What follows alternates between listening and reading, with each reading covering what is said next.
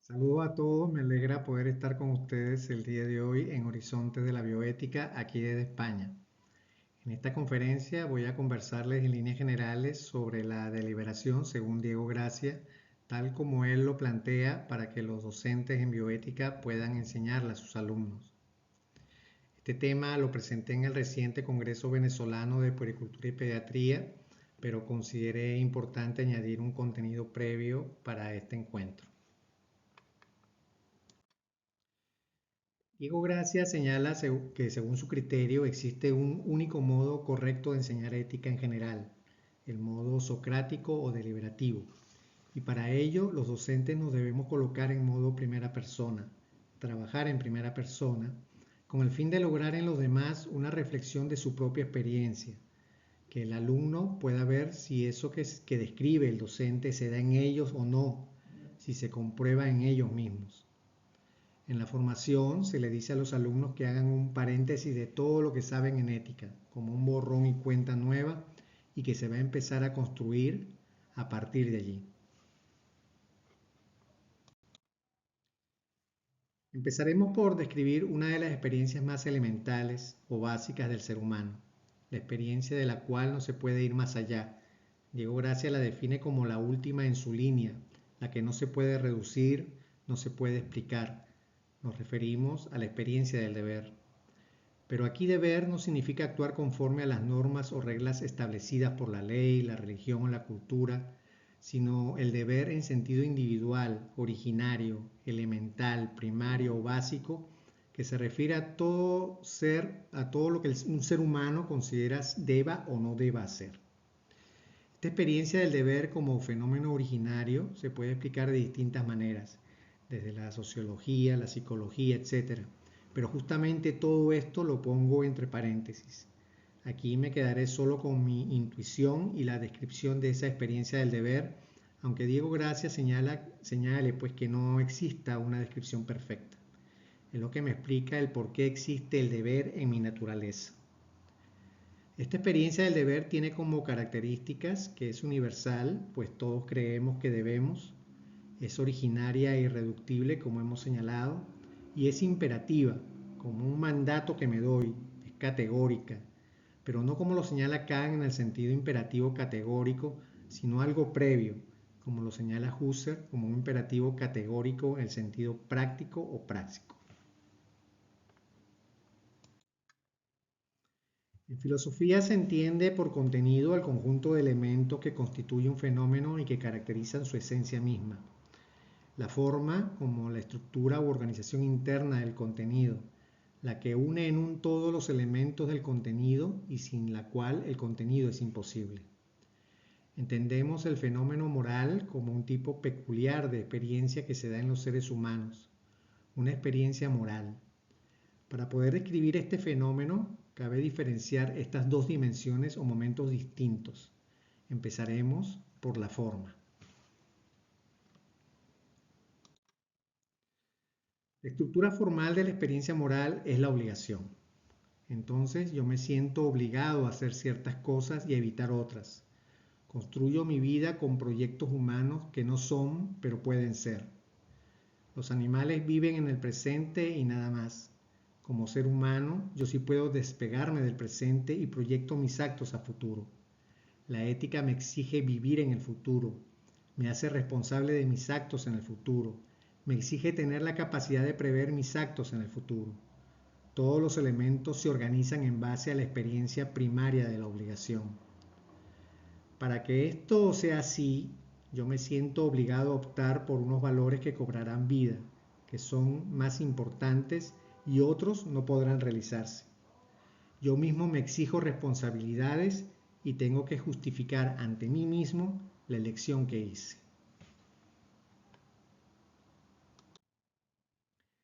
Ese es el contenido de la experiencia moral donde comienzan a plantearse los problemas. Tengo mi libertad para elegir los medios en orden y determinar el contenido de esta obligación, pero esta libertad no es de indiferencia, que es a priori, sino una libertad a futuro, o sea, a posteriori, en la que tengo la capacidad de elegir entre los medios que me ofrece la situación real. Esto define mi voluntad, que me va a permitir usar mi libertad para poder cumplir con mi obligación, pero se necesita más. Y se necesita de mi conocimiento para fijar contenidos, objetivos, metas. Requiero de mi inteligencia y sentimientos. Las metas las definimos racionalmente y emotivamente, es decir, pensando y valorando. Esto viene determinado sobre todo por mi razón. Entonces, cuando al imperativo de la obligación, que como ya vimos que es puramente formal, se le añade la dimensión de contenido con inteligencia y sentimientos, entonces el imperativo categórico de obligación se convierte en imperativo categórico del deber. La experiencia moral está constituida por ambas. Como mencioné, Diego Gracia señala que el ser humano, a la vez que proyecta, tiene que salir responsable de sus proyectos. Debe proyectar y debe responder ante sí mismo, ante su conciencia y ante los demás de sus propios proyectos. En esta imagen, la flecha superior es el proyecto, que es también la de la propia obligación. A futuro nos proponemos fines. La flecha inferior es la respuesta justificatoria del fin que hemos elegido porque lo consideramos el más correcto entre todos los posibles, y eso es la responsabilidad, que es el nombre más propio del deber. La experiencia moral abarca ambos momentos de manera indisociable. Esto hace al ser humano el fin de todos los proyectos, de todos los fines. El ser humano es el fin en sí mismo, como decía Kant, y lo dota de dignidad. Nuestra obligación moral es realizar valores y gestionarlos prudentemente, como veremos más adelante. La ética es una disciplina cuyo objeto es tomar decisiones que pueden considerarse moralmente correctas. Para todos mis actos proyectados tomo decisiones. Los actos humanos no proyectados no son morales y no competen a la ética. Solo mis actos proyectados son morales y soy responsable de ellos.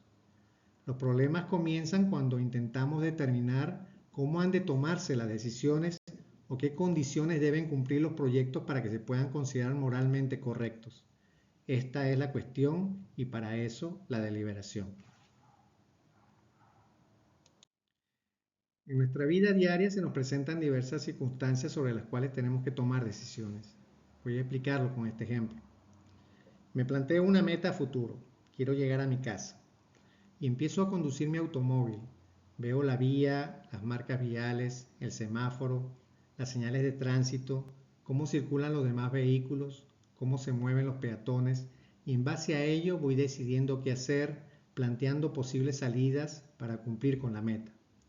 Pues esto es deliberar. Como se ve, la deliberación no es exclusiva de la ética. Todos deliberamos y lo hacemos continuamente. Es una necesidad biológica. No podemos vivir sin deliberar. Para deliberar, nosotros usamos la razón, la cual nos permite realizar un proyecto a través de juicios de valor y de deber. Esto ha llevado a Diego Gracia a denominarla como el método de la razón práctica y a considerarla como una característica esencial de la naturaleza humana, afirmando que más que un animal racional, el ser humano es un animal deliberativo. Siguiendo con el ejemplo anterior, para lograr mi proyecto de conducir y llegar a mi casa, mis actos deben trabajar en modo anticipación y previsión. Estos actos son producidos por un proceso mental producto de la capacidad de mi inteligencia.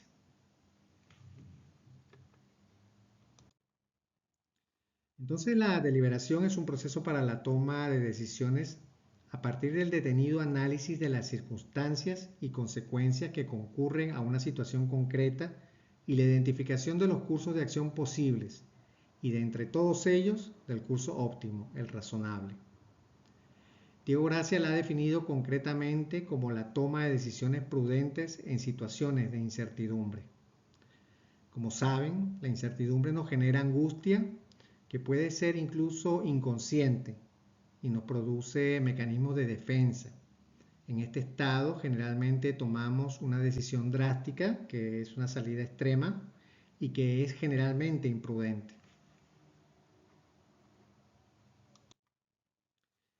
No todas nuestras acciones son deliberadas. Lo contrario a las acciones deliberadas son las acciones automáticas o inconscientes. Y esto debe ser así para asegurar nuestra subsistencia. Por ejemplo, a nivel fisiológico el respirar, la respuesta de un reflejo o a nivel psicológico con algún mecanismo de defensa. No todas nuestras acciones pueden ser deliberadas. Existen actos automáticos o inconscientes que se realizan sin conciencia del deber de responsabilidad y eso se considera un acto amoral.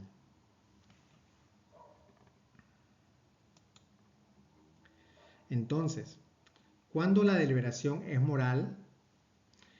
Es que acaso es igual para mi proyecto que me había planteado, que era llegar a mi casa, hacerlo habiéndome comido unas cuantas luces rojas o excediendo el límite de velocidad o casi atropellando un peatón, que llegando a mi casa conduciendo con prudencia, asumiendo las normas de tránsito y el respeto por la vida. Yo puedo deliberar sobre un proyecto humano en forma retrospectiva cuando ya se ha producido y se requiere de una deliberación individual o colectiva para un juicio ético, para aprender de ello. O prospectiva, como el ejemplo de manejar a mi casa, donde planificamos e identificamos los hechos a futuro. Le damos valor eligiendo los mejores para ese momento y los llevamos a la práctica a fin de hacer a nuestro proyecto moral. Es en esta fase práctica donde nosotros le añadimos valor a los hechos, con nuestros actos, cursos de acción o también llamadas salidas que pueden ser extremas o intermedias y que determinará si nuestro fin, que es nuestro proyecto, es o no moral. Para que este proyecto sea moral, estos actos o cursos de acción adquieren el estatus de deberes. Todo proyecto humano consta de tres fases. Una cognitiva, que identifica los hechos relevantes. Aquí hacemos juicios descriptivos. Una emocional, que valora los hechos. Aquí hacemos juicios valorativos. Y una práctica, que realiza el proyecto. Aquí hacemos juicios prescriptivos o morales. En la fase cognitiva, toda deliberación parte de los hechos. Identificarlos requiere de conocimiento. En la fase emocional, aquí se eligen los mejores valores para los hechos y el valor se objetiviza en el hecho. Y en la fase práctica, aquí los hechos valorados se transforman en deberes y el proyecto se hace moral. ¿Por qué hacemos esto? Porque el ser humano transforma su naturaleza. Somos inadaptados al medio. La transformación del medio, Diego Gracia la señala como cultura. Entonces, sobre esta misma estructura de valoración de un proyecto se monta la deliberación, cursando por estas tres fases que deben ser secuenciales para que sea óptima. La deliberación de los hechos, la deliberación de los valores y la deliberación de los deberes, que constituye la realización práctica, lo que debo o no debo hacer, y este es el momento moral. Diego Gracia nos dice una vez más que la ética no se trata de lo bueno, sino de lo óptimo, de tomar decisiones o cursos de acción óptimos.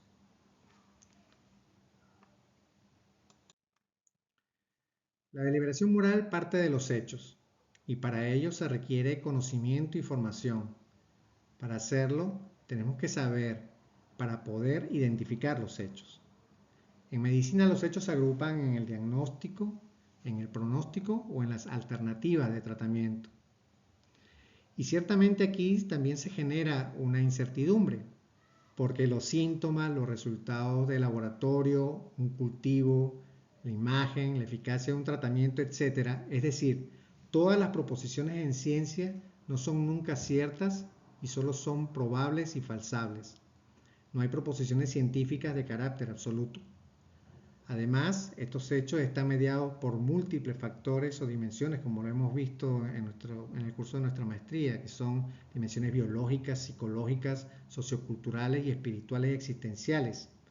Incluso la deliberación de estos hechos puede superar el nivel individual y necesariamente hacerse colectiva. Y esa incertidumbre la intentamos disminuir cuando hacemos una revista clínica. Aquí identificaremos los problemas éticos y deliberaremos sobre el problema central o dominante.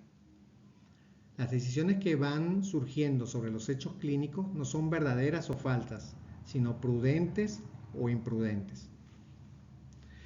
Prudente significa tomar decisiones ponderadas, sabias, razonables o responsables. Una vez que hemos identificado los hechos y el problema ético relativo al caso, nos toca deliberar sobre los valores. Los valores se montan sobre los hechos. El grave problema no suele estar en el orden de los hechos, sino en el orden de los valores. No nos enseñan a gestionar los valores y esto lo arrastramos de nuestra niñez. El 80% de nosotros en la sociedad estamos pegados a esa moral heterónoma de la niñez.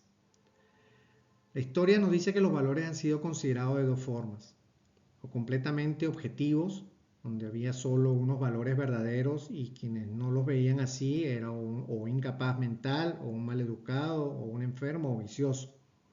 En la antigüedad había una figura de autoridad moral que exigía el cumplimiento de esos valores, incluso con el uso de la fuerza.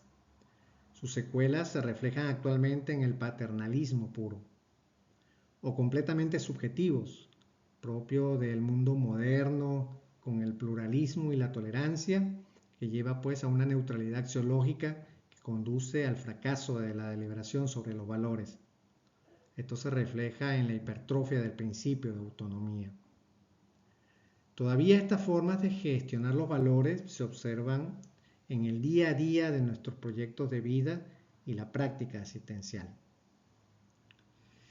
Diego Gracia nos señala que existe una tercera tesis donde los valores no son completamente objetivos, según el criterio antiguo, pero tampoco completamente subjetivos, según con la tesis moderna. Los valores no son racionales ni irracionales, son razonables. Esto significa que para gestionarlos correctamente hay que moverse en un espacio peculiar de la razonabilidad, que no tiene nombre, y para conseguir esto se requiere la deliberación.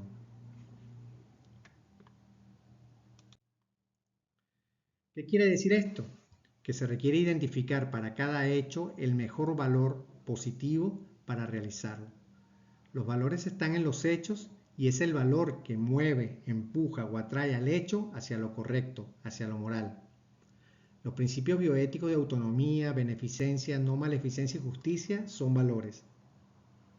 Este mundo de los valores es muy rico y plástico en comparación al mundo de las normas y principios, que son más rígidos o absolutos. Debemos aprender a razonar a partir de los valores y aprender a movernos en ese espacio de razonabilidad a fin de que el valor no perturbe o evite o dañe la realización de otros valores, y si lo va a hacer, afecte el menor número de valores posibles. Generalmente, cuando un valor se aplica en su máxima expresión, puede arrasar con los demás valores y para eso se delibera. Se ha descrito una larga lista de situaciones en medicina infantil donde surgen problemas éticos. Algunos los podemos ver en el día a día de nuestro ejercicio. Lo importante sería poder diagnosticar en nuestros hospitales y deliberar sobre ello. Hace poco más de un año escribí algo sobre los problemas éticos en la vida del pediatra venezolano. Esto pues relativo a los problemas éticos del profesionalismo. Por otro lado, esta metodología de la deliberación es perfectamente válida para poder realizar una investigación descriptiva. Se requiere investigar deliberando. Aquí en esta situación, pues, cuando tenemos ya un problema ético planteado, debemos identificar qué valores entran en conflicto.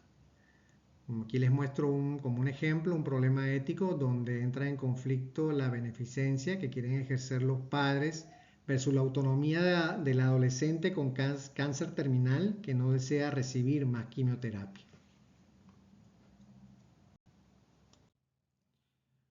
Por último, la deliberación de los deberes, que es el momento propiamente moral. La ética es el estudio del deber. El deber moral es uno solo y siempre el mismo: realizar valores y realizarlos lo máximo posible. El deber se monta sobre el valor. El deber es promover los valores. El resultado de la deliberación va a alimentar nuestro depósito moral. Entonces aquí tomamos los cursos de acción que son expresión de los hechos valorados. Ante un conflicto de valores se puede complicar la toma de decisiones. entonces tengo que tomar una decisión concreta, porque el deber es siempre concreto y nuestra responsabilidad debe tomar en cuenta las circunstancias del caso y las consecuencias previsibles.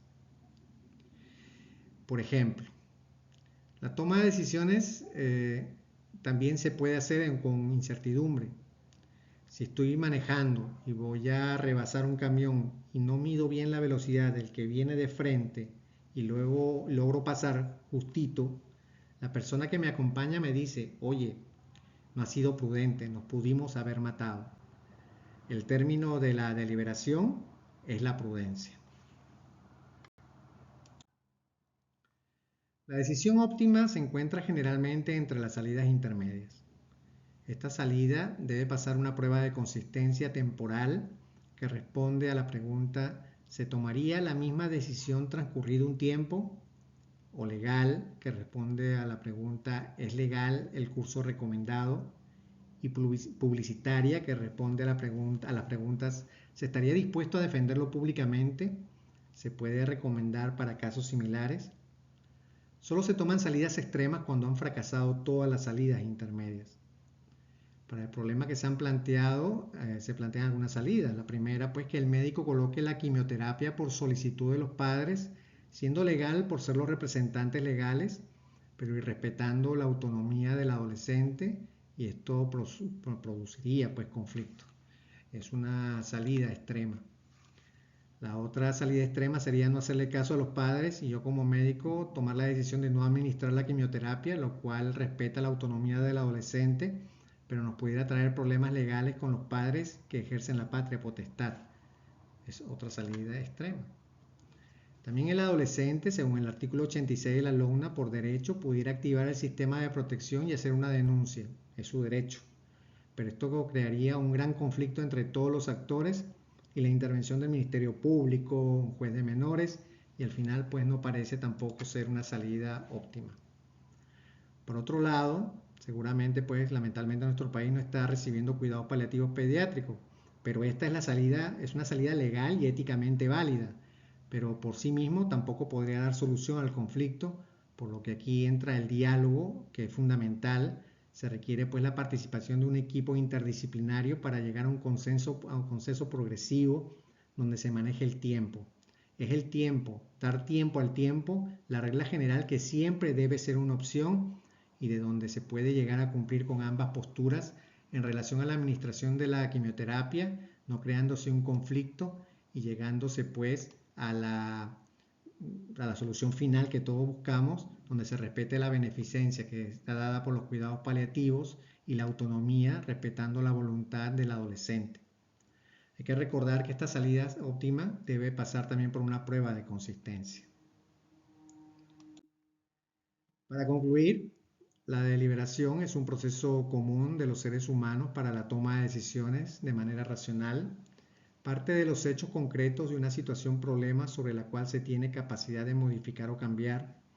La toma de decisiones se hace de manera racional y argumentada en condiciones de incertidumbre, teniendo en cuenta las circunstancias propias de la situación problema y las consecuencias previsibles del acto. Su resultado es una decisión considerada como la de mayor calidad y corrección. Se puede deliberar de forma individual o colectiva. Hacerlo de forma individual propende a dar las bases para ser mejores seres humanos, profesionales y ciudadanos. Hacerlo colectivamente reduce la incertidumbre y ayuda a buscar la mejor solución posible para todos los representados presentes y futuros. Es fundamental educar en este proceso deliberativo a lo largo de todo el ciclo formativo. Como dice Diego Gracia, a deliberar se aprende deliberando. Y desde aquí de España, pues muchísimas gracias por su atención.